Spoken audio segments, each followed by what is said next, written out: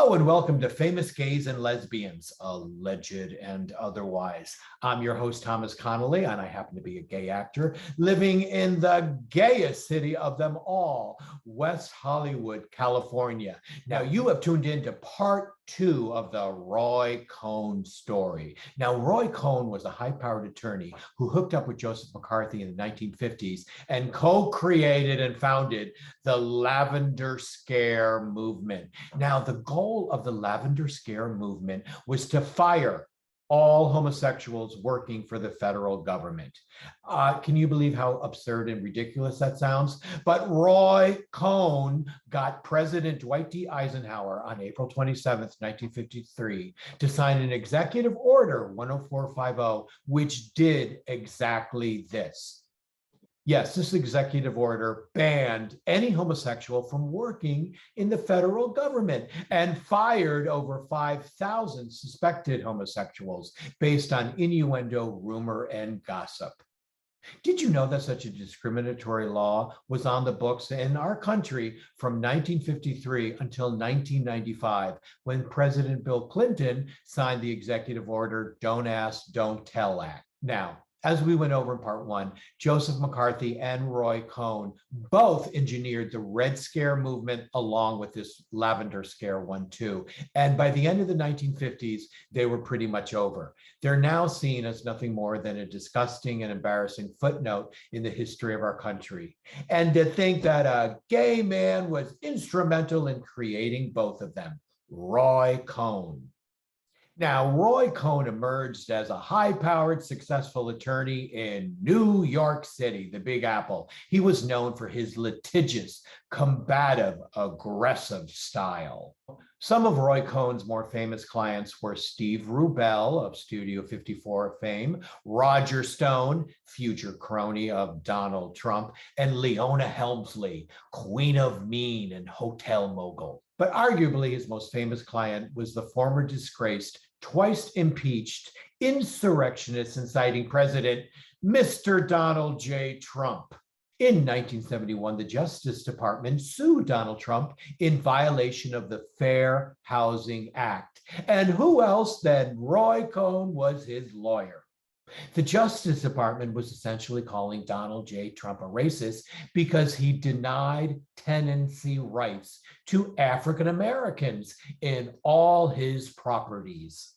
Donald Trump a racist? But there are nice people on the other side, like those KKKers.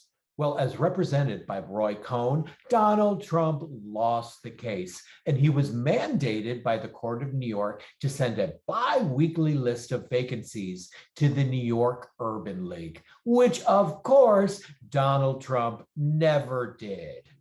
Well, the Justice Department sued Donald Trump again, and ultimately the issue was settled out of court for an undisclosed amount of money, negotiated by Roy Cohn. Well, once again, money talks in our culture, and Trump got away with not renting to any African Americans. Do you remember when Donald Trump pleaded with the African American community to vote for him? He said, what do you got to lose? Apparently, a place to live.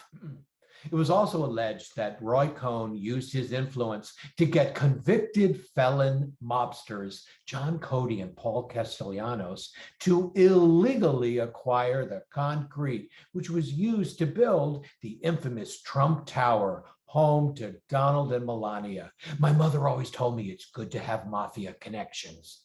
Okay, moving on. It must be noted here that the ultimate Trump crony, Roger Stone, looking here like a caricature out of a Batman movie, became lifelong friends with Roy Cohn. And why not? Roger Stone often saw Roy Cohn surrounded by a gaggle of pretty young boys. Upon Roy Cohn's death, Roger Stone actually said to a journalist, Roy Cohn was not gay. He was a man who liked having sex with other men. The interviewer turned to Roger Stone and said, and Roger, you're not a heterosexual man. You just enjoy having sex with women. No, I'm just kidding. Roger went on to say in this interview, Roy wasn't gay. Gays are weak and effeminate. Roy always liked to have young blonde boys around. It just wasn't discussed. He was interested in power and access. Homophobia, table for one, Roger Stone. And to think our former disgraced, twice impeached, insurrectionist inciting President Donald J. Trump pardoned the Honorable Roger Stone. Well, anyways, Roy Cohn was disbarred as a lawyer in 1986 when he get a load of this story. Roy Cohn actually entered the hospital room of a dying and comatose client, Louis Rosenthal, a multi-millionaire. He forced a pen in his hand in an attempt to make Roy Cohn the beneficiary of all his money. Well, it all backfired and Roy Cohn was disbarred. Well, publicly, Roy Cohn denied his homosexuality his entire life, but privately, he was open about his sexual orientation with his longtime boyfriend, Peter Fraser. Roy Cohn also denied ever having HIV, but he wound up dying of AIDS on August 2nd, 1986. Well, that's about it for this episode. Obviously, Roy Cohn was the quintessential example of a corrupt, duplicitous, unethical human being. And the point is, be on guard, be aware. You never know when you're going to encounter a con man. Well, this is Thomas Connolly for Famous Gays and Lesbians, Alleged and Otherwise. If you like what you see, could you please like and subscribe? That would really help our show. Until next time, bye-bye.